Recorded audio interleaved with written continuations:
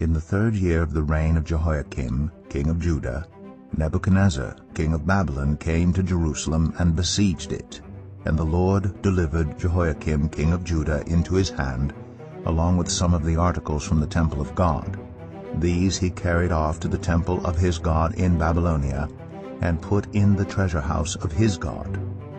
Then the king ordered Ashpenaz, chief of his court officials, to bring into the king's service some of the Israelites from the royal family and the nobility, young men without any physical defect, handsome, showing aptitude for every kind of learning, well-informed, quick to understand, and qualified to serve in the king's palace.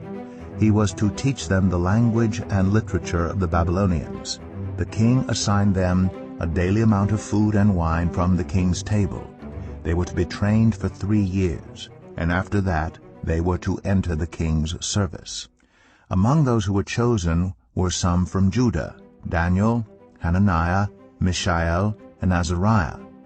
The chief officials gave them new names: to Daniel the name Belteshazzar, to Hananiah Shadrach, to Mishael Meshach, and to Azariah Abednego. But Daniel resolved not to defile himself with the royal food and wine, and he asked the chief official for permission not to defile himself this way. Now God had caused the official to show favor and compassion to Daniel, but the official told Daniel, "I'm afraid of my lord the king, who has assigned your food and drink. Why should he see you looking worse than the other young men your age? The king would then have my head because of you." Daniel then said to the guard whom the chief official had appointed over Daniel, Hananiah, Mishael, and Azariah, "Please test your servants for 10 days. Give us nothing but vegetables to eat and water to drink. Then compare our appearance with that of the young men who eat the royal food, and treat your servants in accordance with what you see."